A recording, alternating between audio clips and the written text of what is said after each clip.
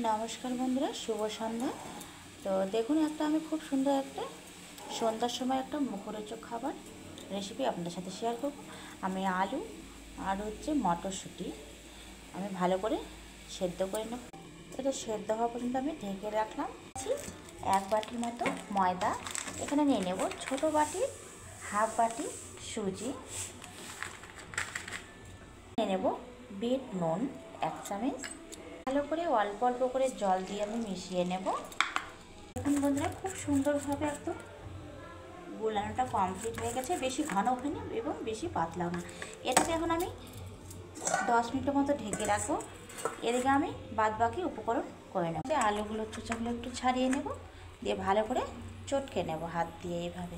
তেল দিয়েছি, দেওয়ার পরে দিয়েছি জিরে। এটাকে একটু ভালো করে একটু ভেজে নেব। দিয়ে দেবো সেদ্ধ করে রাখা কড়াইশুঁটি, আর দিয়ে দেবো এখন আমি গ্রেট করে রাখা আদা, দিয়ে দেবো কাঁচা লঙ্কা কুচি, ভালো করে মিশিয়ে নেব। দিয়ে দেবো নুন, দিয়ে দেবো হলুদ গুঁড়ো, করে আমি আবারও মিশিয়ে নেব।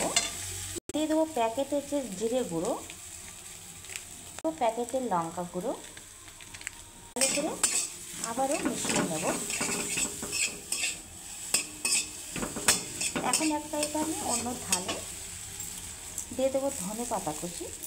এখন আমি এটার সাহায্যে কিন্তু ভালো করে একদম চটকে নেব সুন্দরভাবে।